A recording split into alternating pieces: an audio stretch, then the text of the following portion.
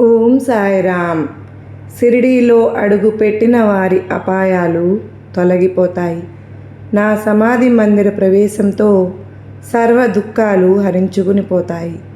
నేను శరీరాన్ని విడిచి వెళ్ళినా భక్తుల కోసం పరుగుడి వస్తాను. నా సమాధి మీ కోరికలను తీరుస్తుంది. నా యందు దృఢ విశ్వాసం ఉంచండి. నేను నిత్యం జీవించే ఉంటాను. ఇది సత్యమని నిత్యము అనుభవించి తెలుసుకోండి. నా శరణుజొచ్చి నిష్ఫలంగా మరలిపోయిన వారిని ఒక్కరిని అయినా చూపించండి.